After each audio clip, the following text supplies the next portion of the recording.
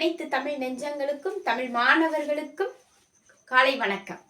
நம்ம போன வீடியோல என்ன பார்த்தோம் அப்படின்னா உயிரெழுத்துக்களோட வகைகள் தொகைகள் அப்படின்னு சொல்லி நம்ம பார்த்தோம். இப்போ நம்ம என்ன பார்க்க போறோம் அப்படின்னா நம்மளோட வீடியோல மெய்யெழுத்துக்கள் எவ்வாறு பிறக்கின்றன. மெய்யெழுத்துக்கள்னா என்ன? மெய்யெழுத்துக்கள் இக்கு முதல் இன்னு வரை இருக்கக்கூடிய 18 எழுத்துக்களும் மெய்யெழுத்துக்கள் அப்படின்னு சொல்றோம். இப்ப மெய் அப்படின்னா என்ன பொருள்? இரண்டு பொருள். மெய்யில வந்துட்டு இரண்டு பொருள் படும். அதாவது பார்த்தோம் அப்படின்னா இன்னைக்கு தமிழ் வந்துட்டு நிறைய பொருள் நமக்கு ஒரே ஒரு வார்த்தையை வச்சு நிறைய பொருள் தரும் இல்லையா? அது மாதிரி மெய் உண்மை, இன்னொன்னு உடம்பு. உடல் மேல் உயிர் ஒன்றுவது இயல்பே என்னும் விதிப்படி, தொல்காப்பியர் கூற்றுப்படி உடல் மேல் உயிர் ஒன்றுவது இயல்பே என்னும் விதிப்படி. இப்ப மெய்யெழுத்துக்கள் அத 3 வகையா நம்ம பிரிக்கிறோம். ஒண்ணு கசட தபர, எல்லாம் கவனிங்க, கசட தபர. 2 ஞஞ நமன, ஞஞ நமன. எரள வள்ளல, எரள வள்ளல. இந்த 3 வகையும் தான் நம்ம என்ன சொல்றோம் அப்படின்னா 1 வல்லினம், 2 மெல்லினம், 3 இடையினம். இந்த வல்லினம் மெல்லினம் இடையினம் கசடதவர வல்லினம் வன்மையான ஓசை உடையவை.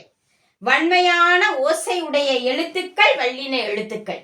இப்ப ஞமன அப்படின்றது மென்மையான ஓசை உடைய எழுத்துக்கள் மெல்லின எழுத்துக்கள். இந்த எரள வளல இடையினம் என்பது எவ்வாறு பிறக்கின்றன? வன்மையாகவும் இல்லாமல் மென்மையாகவும் இல்லாமல் இரண்டிற்கும் இடைப்பட்டு ஒலிப்பது இடையினம். எரள வளல. சில பேருக்கு இன்னும் பார்த்தோம் அப்படின்னா நம்மெல்லாம் பிஹெச்டி வர படிச்சிருப்போம், இல்ல எம்ஃபில் வர நெட்டு சிலட் எல்லாம் பாஸ் ஆகியிருந்திருப்போம். ஆனா நமக்கு இன்னும் மெய்யெழுத்துக்களை வரிசை எழுதுறதுக்கு பிழை வரும். நிறைய பேர் அப்படிதான் இருக்காங்க. ஆனா இந்த பிழைகள் வராததுக்கு எப்படி எழுதணும் அப்படின்றத சொல்றேன். இந்த வல்லினம் மெல்லினம் இடையினம் 6ஐயும் நம்ம எழுதிட்டோம் அப்படின்னா போடலாம். இக்கு, இங்கு, இச்சு, இஞ்சு, இட்டு, இன்னு, இத்து, இந்து, இப்பு, இம்மு. இந்த ராவும் நாவையும் புள்ளி வைக்காம விட்டுட்டு இப்பு, இம்மு, இ, இர், இல், இவ், இல், இல், இர், இன். இந்த 3ஐயும் ஒரு வாரம் நம்ம மனசுல பதிய வச்சுட்டோம் அப்படின்னா இந்த மெய்யெழுத்துக்களை பிழை இல்லாம ஈஸியா எழுதிடலாம். அது நம்மளோட சிம்பிள் மெத்தடா நம்ம வச்சுக்கலாம். சரியா? இப்ப வல்லினம் மெல்லினம் இடையினம் இந்த 3ம் தான் மெய்யெழுத்துக்கள் அப்படின்னு நம்ம சொல்றோம்.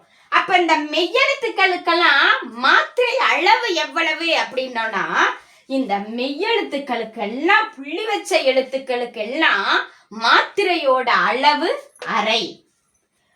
உடல் மேல் உயிர் ஒன்றுவது இயல்பே என்னும் விதிப்படி. அப்ப உயிரெழுத்துக்கள் 12ம் மெய்யெழுத்துக்கள் 18ம் ஆகிய 30 எழுத்துக்களும் முதல் எழுத்துக்கள். உயிரும் மெய்யும் சேர்ந்தது 216 எழுத்துக்களும் உயிர்மை எழுத்துக்களாக கருதப்படுகின்றன. நம்ம வீடியோ உங்களுக்கு பயனுள்ளதா அமைஞ்சிருந்துச்சுன்னா மறக்காம நம்மளோட சேனலை சப்ஸ்கிரைப் பண்ணுங்க, லைக் பண்ணுங்க, ஷேர் பண்ணுங்க, முடிஞ்சா கமெண்ட் பண்ணுங்க. நன்றி, வணக்கம்.